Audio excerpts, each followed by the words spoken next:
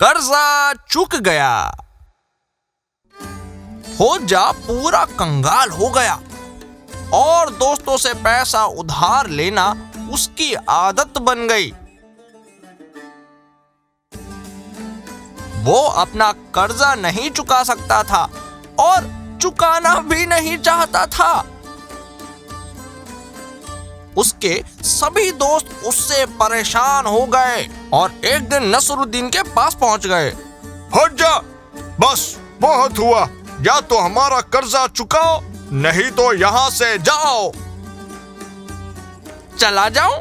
लेकिन कैसे मेरे दोस्तों, मेरे पास तो जाने के भी पैसे नहीं हैं। लेकिन एक उपाय है जिससे तुम लोग मुझे कभी नहीं देख पाओगे। मैं पूरी कोशिश करूंगा।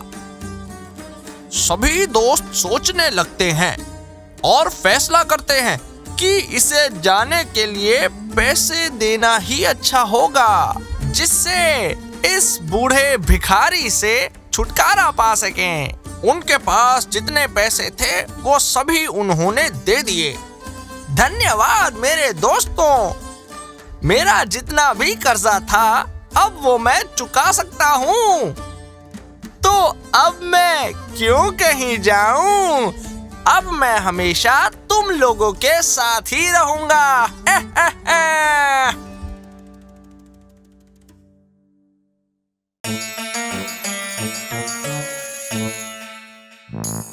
पहली बर्फ।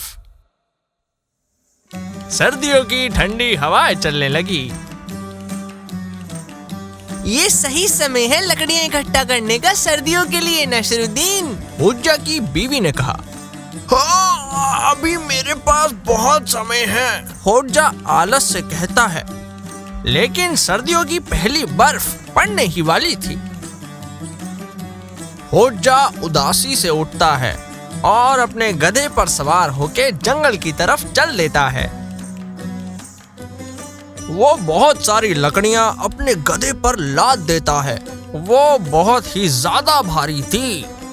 वो उन लकड़ियों पे चढ़कर ऊपर पहुंचने की कोशिश करता है, लेकिन पहुंच नहीं पाता। फिर वो सोचता है कि इसका कुछ करना पड़ेगा।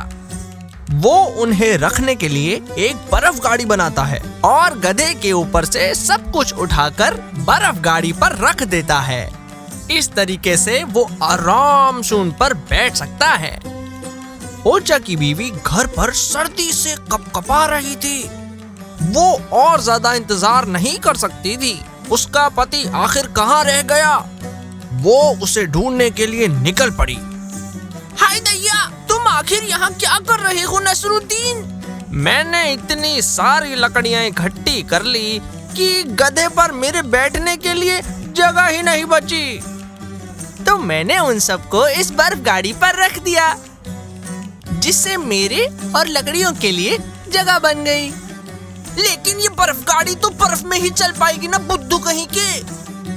ये लो, ये आ गई। मैं इतने समय से इसी का तो इंतजार कर रहा था।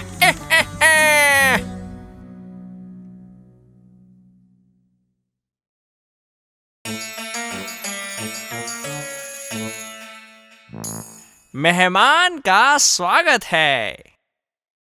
एक दिन नसरुद्दीन होज्जा के शहर में एक उत्सव मनाया गया।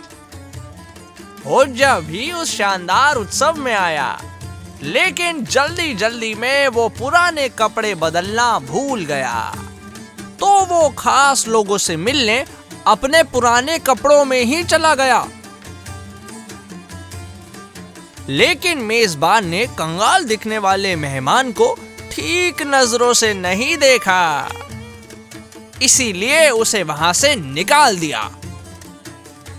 होज्जा घर गया और उत्सव के लिए अपना महंगा काफ्तान, महंगी पगड़ी और महंगे जूते और पतलून पहनकर उत्सव में वापस गया। एक महान व्यक्ति की तरह होज्जा का स्वागत बड़ी खुशी से किया गया। वो बड़ी वाली कुर्सी पर बैठा और उसके सामने एक से बढ़कर एक बढ़िया खाना और मिठाइयाँ परोसी गई। शुरू कीजिए हमारे प्रिय मेहमान। सभी लोगों ने कहा, लेकिन वो सब चौंक गए जब होज्जा ने अपने सारे महंगे कपड़े उतार दिए। उसने सारा खाना अपनी पगड़ी, काफ्तान, जूतों में ठूस ठूस कर भरना शुरू कर दिया। अरे ये तुम क्या कर रहे हो होज्जा? वो चौंक कर बोले। फिर होज्जा ने कहा, जब मैं यहाँ पुराने कपड़ों में आया था तब तुमने मुझे भगा दिया था, लेकिन जब मैं महंगे कपड़ों में आया तब तुमने मेरा शानदार स्वागत किया। तो बात साफ है कि तुमने मुझे नहीं बल्कि मेरे कपड़ों को यहाँ बुलाया है। तो ये बढ़िया खाना भी मेरे कपड़ों के लिए ही था ना, जो उन्होंने पेट भर के खा लिया।